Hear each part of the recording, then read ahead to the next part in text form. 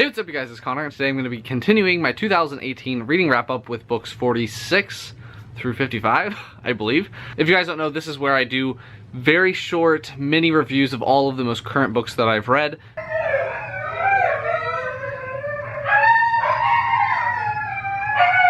Again, every single time I film. This one will catch me up completely, so the last book in this wrap-up is the one that I just finished a few days ago, so we'll be completely caught up and we can just keep going from there. The 46th book that I read in 2018 was the last book that I had to read for studying for finals, so this is the last law book that's gonna pop up on here, don't worry. But I read A Short and Happy Guide to Civil Procedure, which is my least favorite class that I've taken so far in law school. If you guys don't know, civil procedure is all the rules and regulations on how you go about like presenting things and the process of going through the litigation system in the civil litigation side of things. So lots of rules about when you submit documents and how you respond and stuff like that, and which defenses you can raise at what point, all of that stuff. This Short and Happy Guide actually did a really good job because it included a lot of really important cases in the actual book, and it had them under different sections and everything like that. So it made it really easy to connect the cases that I read about in class to the cases that might pop up on the exam. The exam was very hard, so I don't think I did amazingly well. I have not checked my grades yet. They are out, but I haven't checked yet. I just know that I'm not going to be a litigator, so I didn't really like this class that much, and I just had to take it because it's a required course to take, and I didn't like it. I thought that the guidebook was helpful, but I don't like civil procedure, so moving on. The 47th book that I read in 2018 is The Steel Remains by Richard K. Morgan. I actually read this as an audiobook and as a physical book. I kind of flipped back and forth. This is my least favorite book that I've read so far in 2018. I really didn't like it. I ended up giving it 1 star. It has no plot. Like, there's no plot going on for the longest time. It follows this guy, and he is a washed up mercenary. He's estranged from his family. Then his mother shows up and asks him to try to save his cousin who's been sold into slavery. That sounds like it could be awesome. And the main character is gay in a world that doesn't accept homosexuality. Another of the main characters is also gay, and she is this mixed race being, so it had a lot of promise, but then he doesn't do anything with that, and instead what the entirety of the book is about is mainly just gruesome violence and gruesome rape. The main character has this huge scene where he's raped at school, but then they portray it in a way that he liked it, and he was definitely raped, and it just was gross, and it was gross to be gross. I've seen people say that this is like perfect grimdark fantasy, really gritty, all that stuff, but grimdark fantasy, and the grimdark fantasy that I like is fantasy that has these darker elements and this really darker, desolate feeling, but there's stuff that's actually happening. Like, there's a plot that goes on, and the main character is trying to accomplish something. He had this goal of going to save his cousin, but then it just spends so much time talking about rape, and the main guy has sex with all these different people, and it's described in like the most disgusting way, which is like weird because usually sex is described as something pleasurable, but it's not in here, and it was just weirdly described. It was almost like the author was a homophobe but decided to write a book about a homosexual main character, so I don't know, I really hated it. There was one scene where the main girl gay character is having to watch someone else having sex, and the guy is like looking at her while he's messing around with this girl. It was just weird and had very little plot. It started to pick up a little bit towards the very end where things are actually starting to happen, and the different characters all kind of collide and stuff goes on, but yeah, no, not for me. Really hated it. Gave it 1 star. Don't recommend it. Not keeping the book. I kept it so that I could do this review, and now I'm gonna get rid of it. That author is actually the author of the book Altered Carbon, which is a Netflix show, which I am interested in reading. I think that maybe he's just not good at fantasy, and I've heard that he's really good at science fiction, but his fantasy was not good. After that, I picked up the first volume in Rave by Hiromashima. This is the popular series that he did before Fairy Tail, which, as you guys know, is a manga series that I really do enjoy. This one follows this character named Haru, who is the new Rave Master in this world. This group of people called Demon Card are trying to take over the world, and they do this using all these different artifacts and everything like that. The Rave Master is tasked with keeping Demon Card in check and not allowing them to take over the world and protecting people and stuff like that. Haru, at the beginning of the book, is living on this island, and it's very isolated, so they don't know really what's going on in the rest of the world. And then he finds out that he's going to be the next Rave Master. He has to take up this mantle and protect the world and all the people in it. I thought it was really good. I gave it 4 stars. The artwork is a little bit more on the simpler side, and I think it's a little more simple than in Fairy Tail, but I mean, I really do enjoy the artwork. Also, I love the fact that this little character, Plu, is in both Fairy Tail and Rave Master. It's kind of the main reason why I went back and picked up Rave Master, because he did this one first, and I wanted to see where Plu shows up. There's also a couple of other characters that are in Fairy Tail that are in this series as well, so hopefully, eventually, I'll get to those characters. But I did enjoy it. I definitely will be continuing, but whenever I pick up the next volumes. It will be quite a while because I have a lot of manga to read that I still haven't read. So I'll eventually continue with Rave Master, but for now, I enjoyed the first volume. After that, I ended up picking up The Night Masquerade, which is the 3rd book in the Benti trilogy by Nnedi Okorafor. I wanted to continue and finish up the trilogy because it is only 3 novellas, and I've already read the first 2. So my library had the 3rd one. I went ahead and picked it up and started reading it. I enjoy this story. I enjoy all the science fiction elements and the social explorations that Nnedi is doing in these books, but I never really get fully invested in this story, and I thought that this one, while I thought the ending was good, and I ended up giving this book 3.5 stars, I thought that the plot was a little all over the place, and at the end of the day, when we were wrapping everything up and finishing the trilogy, a lot of the stuff that happens in this novella doesn't matter, like, at all. Like, you thought that it was going to be this really intense ending, and then nothing really sticks. I thought that there could have been a lot more punch to the ending than we got. So I ended up giving it 3.5 stars. The second novella was definitely my favorite. I think the writing was good. I think the world building was really solid. I would have liked more exploration of the world because she set up this huge world with all these different things in the college, in the first book, and everything like that. And in the second book at the beginning, but then we never really fully get back and start exploring those things. We just have this surface layer of the science fiction world, and I would have liked more of that. Again, it's a trilogy of novellas, so you don't have the space to get all that information, but I think that if you're gonna give up all of that world building potential and the exploration of all these different cool facets of society and all of these cool races that you've set up, then you gotta have a really good plot, and the plot was all over the place and wasn't good enough to give up having a lot more of that world building, at least for me. But as I said, 3.5 stars. I enjoyed it. Would definitely read more from Nnedi in the future. Yeah, read it. And now it's done. I then picked up The Collapsing Empire by John Scalzi. This was nominated for the BookTubeSFF Awards in the science fiction category, which is the only category that I have books left to read. I'm not reading one of the graphic novel works because I'm not paying for it.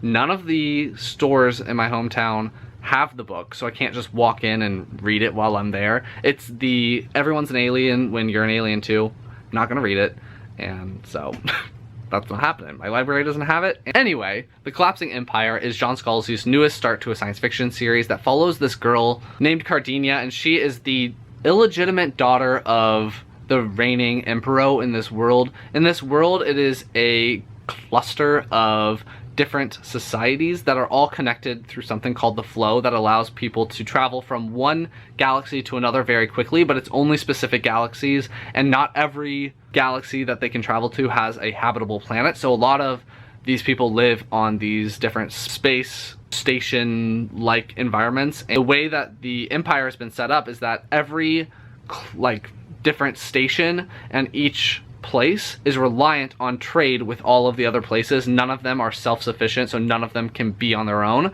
And at the beginning of the book, the flow starts to get destroyed, to fall apart. There's this threat of all of these different people being isolated without the ability to survive on their own. And now Cardinia is the new emperor because her father is dying at the beginning of the book. and then craziness ensues. I actually really enjoyed this book a lot. I love John Scalzi's writing. I love how sarcastic his humor is. I also really like his characters. His characters are all very similar though. A valid criticism that a lot of people will say about John Scalzi is that he writes the same character over and over again. This is the first female protagonist that I think I've read by him, but she literally acts just like all of her other male protagonists. They have very dry senses of humor, and they don't give a crap about what other people think, and they speak their minds. They're jerks, but I really enjoy reading from that perspective and about those characters. There's also a character in this that's a lot more sweet and thoughtful and everything like that, and I enjoyed his perspective as well, but I just really enjoy those very sarcastic, sassy characters. I enjoyed watching Cardinia, who was never supposed to be the Emperor because her older brother was supposed to be the Emperor, and because she isn't a legitimate daughter, but then she ends up being Emperor anyway. So I thought that that whole exploration was interesting because she's coming into this environment that she has not prepared for at all, and it's definitely a fish out of water situation. I also liked the main male character's perspective as well. He's coming from a system that actually has an inhabitable planet on it. One of the things I've read in people's reviews that have reviewed this book has been that he doesn't describe what things look like, and I didn't realize that while I was reading it, but he doesn't really describe how things look all that much. I just think that he wants the reader to just fill in everything with the very stereotypical metal, harsh, that kind of scientific world, and he focuses a lot more on dialogue. There's so much dialogue in this book, and that's why it reads very, very quickly. I enjoy it. Not everyone will, but I really enjoyed this, so I gave it 4 stars. I definitely will be continuing with this series when the next book comes out, whenever that is. After that, I ran to my local Barnes & Noble and picked up and read while I was there, so I didn't have to buy it, Paper Girls Volume 3 by Brian K. Vaughan. In this series, there's time travel. I don't think that's a spoiler, but there's some time traveling going on, and in this volume, the girls are in a prehistoric time period. So there's giant fauna, and there are these different groups of people that don't speak the same language as the girls do, so there's problems with that, and there's differences in cultures as well, as there are other time travelers that are coming into this time period and throwing monkey wrenches into them trying to get back home. I enjoy this series, but it's not something that I absolutely love. I probably will not be continuing with this series. I enjoyed the 4th book because we started getting a lot more information about the science and the world that was happening and how everything was set up, but in this one it was just back to craziness and nothing really getting accomplished all that much. It was just, let's go to this place, have some trouble, leave, that kind of thing. So I ended up giving this volume 3.5 stars. It's fine, it's fun, but I'm not gonna spend money on it, and I'm not gonna continue with this series. So take that with a grain of salt. It's fine. It's not like I dislike it, but I don't absolutely love it. The 3rd volume of Paper Girls was nominated for the BookTubeSFF Awards in the graphic novel section. I continued my 2018 BookTubeSFF Awards reads because I was really behind. I'm still behind. Don't know if I'm gonna make it in time. We're trying. I read The Dreadful Tale of Prosper Redding by Alexandra Bracken. This is nominated in the BookTubeSFF Awards for the middle grade category, and I did really enjoy this. I don't know why I was very hesitant going into this. It follows this boy named Prosper Redding, and he is the only unexceptional Redding. All of his other family members are fantastic in everything that they try to do. They're very successful in all of their areas of their lives. Just whatever success that they want, they're very good at it. Even his parents, who are very philanthropic, are exceedingly good at being philanthropic. So Prosper feels like the black sheep of his family because he's not like anyone else. Then it turns out that his great-great ancestor made a deal with a demon that allowed them to be as successful as they are, and now that demon has reawoken and is trying to take revenge on the Redding family, and Prosper is the one that is now hosting the demon. As I said, I did enjoy this book. I thought Prosper was a really easy character to root for. He's very self-conscious, so that is something to note going in, is that he's not very sure of himself, and he makes decisions based off of those insecurities. So he'll make decisions without thinking things fully through or without asking other people's opinions because he feels self-conscious about going to people for help because everyone is so successful and he's not. So he's easy to understand and he's easy to root for, but he can be frustrating because he makes such bad decisions. I also really liked the feeling of this book. It's like a city out of time. It's set in a modern time period, but the city has not advanced technologically like everyone else because the Redding family has controlled this town for so long and hasn't allowed technology and everything like that to really come in to the town. I liked how it felt like almost old American, and it had some Salem vibes as well because there is some magic and some demons and all of that stuff. The town that he lives in is very close to Salem, so I loved all of those elements and how she brought them into the story. I thought it was done really organically. This book really explores friendship, which is a very common theme for middle grade, but it also explores a little bit true belonging and how people will go and bend over backwards to feel like they belong to something when it's not good to always change yourself drastically to fit in. It's better to be yourself than to fit in and have this fake belonging that doesn't give you any fulfillment because you're not being true to yourself. That kind of stuff. I also really liked following the other female main character of this story, which is a girl named Nell. I did end up having a couple of cons with this. One was that there's a lot of loose ends that didn't really make sense with how this book ended and how she decided to take this story. It seemed like it was going one direction. It was pretty solidly going that direction as well, and then she bumped it off course and took it a whole different direction, which is fine, but it didn't really make all that much sense. There's a lot of reason why I am confused on how it got to the ending. So I think that there's a lot of loose threads that if they're just left loose and they're not explained in the next book, it's gonna be very unsatisfying and I'm not gonna like it. But I'm interested to see how those things are resolved and how they're explained, being vague because I don't want to spoil anything. And the other con that I had was that we get perspectives from the demon's perspective, and that's fine. But the demon is jarringly silly. Like, he's so unequipped to being in our world, which didn't really make all that much sense to me because it seemed like he has been in the world long enough that he would understand certain things and what certain things are, but he doesn't, and he makes a lot of silly mistakes. His chapters are just pure nonsense, and because of that, I didn't really view the demon as being dangerous. Like, I never thought that Prosper was in danger because the demon was so silly. I was like, he can't even function. How is he gonna actually do damage? So I thought that the malefactor, the demon named Alistair, could have been a lot more, I don't know, capable, which would make him a little more scary and a little bit more frightening. So overall, I did enjoy it. I gave it 4 stars. I definitely will continue with the series because I want to know what's going to happen next and see how those loose threads are woven back into the story, but we'll see. Moving on. After that, I continued my BookTubeSFF reading, and I read City of Brass by S.A. Chakraborty. I think it's her last name. This one follows this girl named Nari. At the beginning of the book, she's living in Egypt, and she is a fortune teller, and she knows that her fortune telling is completely bogus, and she just is ripping people off, basically. But she does have some abilities that allow her to help clients when she does want to. She has this ability to know what is wrong with someone medically and to know how to help them. Anyway, at the beginning of the book, she ends up summoning this Jinn, this Deva, and she gets all mixed up with this magical world chaos that's been going on behind the scenes because humans don't know that Deva exists anymore, but now she needs to figure it out.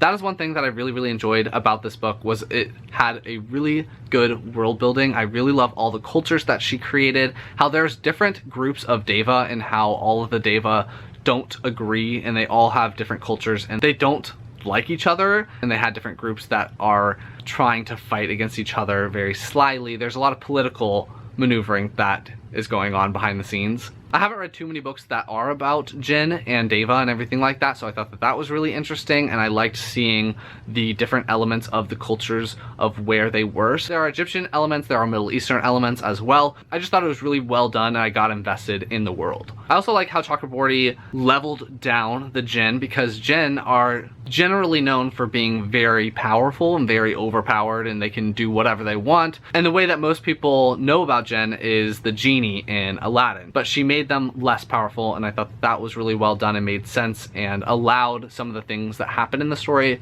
to happen because they're not these all-powerful immortal beings. They are limited. Where I had a couple of problems with this book was that although I liked Nari at the beginning of the book, she started to get on my nerves a little bit because she kind of lost the plot.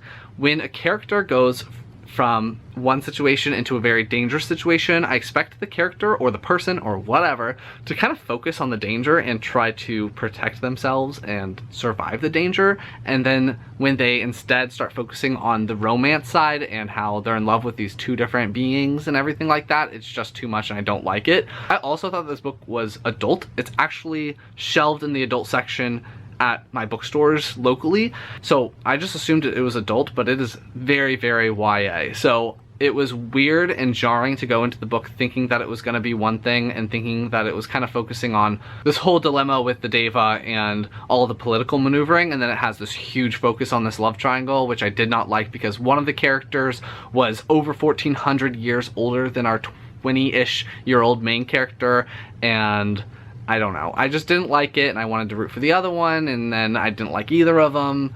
So what is life? But that love triangle did really bring down the novel for me, and how she just wouldn't focus on staying alive and figuring out what the heck was going on, because she just wouldn't. It was just frustrating. Also, I read this book as an audiobook and I really, really did not like the narration at all. I can't remember the name of the narrator, but the way that the narrator does the dialogue, she makes the main character Nari super, super whiny and seem very, very weak, when in fact she's written to be strong, and she is strong.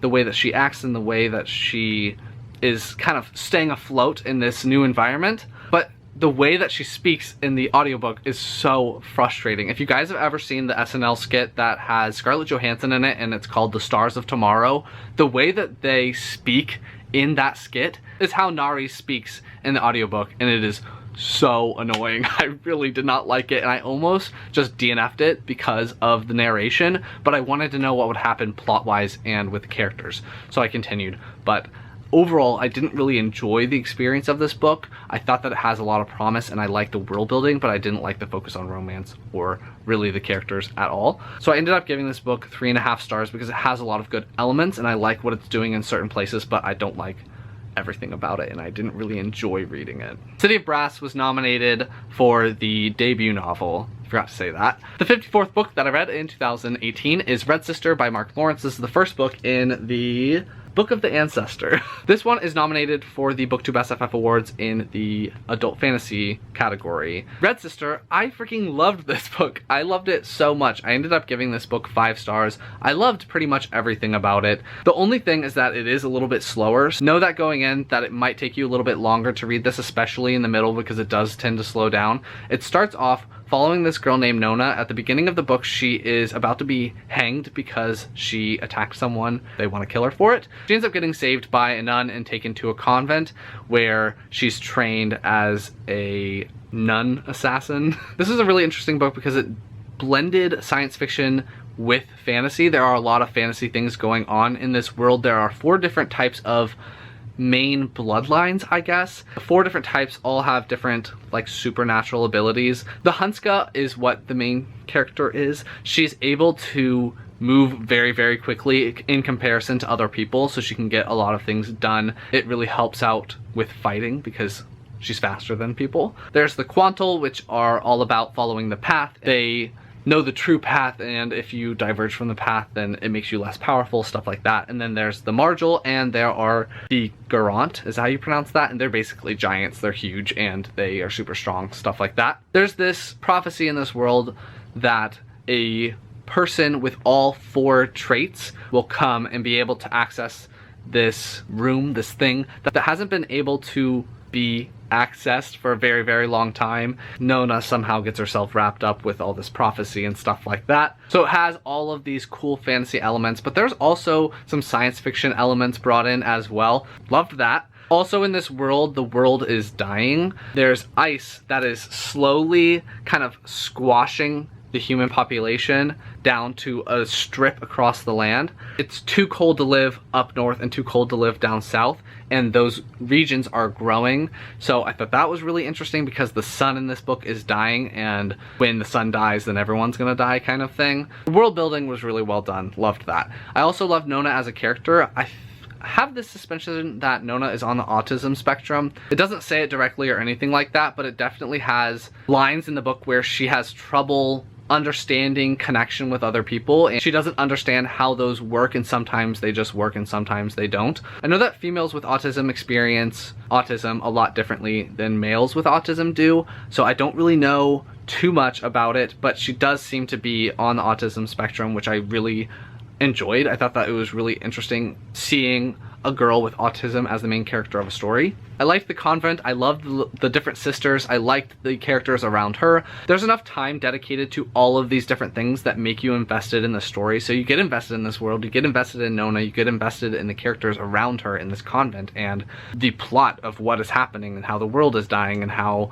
Nona is getting tangled with this prophecy. And there's also this family that she attacked one of their sons and now wants to kind of get rid of her and kill her off. So there's a lot of things going on, and I was eating it up. I loved it. As I said, the writing does slow down in the middle just a tad, but I just flew through this book. It was so easy for me to read. It is a little bit more violent, so know that going in, that there are some gruesome scenes that happen. She does get attacked, she does get abused, other characters get attacked, and there's some violence towards children in this, a lot. So there may be some triggers for child abuse and stuff like that, but if you don't have triggers and this sounds interesting, I definitely recommend it. The second book, I saw it at the bookstore, so it is out. I want to get my own copy of this book and then get my own copy of the second book and continue the story. And the 55th book that I read in 2018 is A Conjuring of Light by V.E. Schwab. I read this as an ebook from my library, so I don't have the physical book with me. Here's the thing with me and V.E. Schwab. We're pretty hit or miss.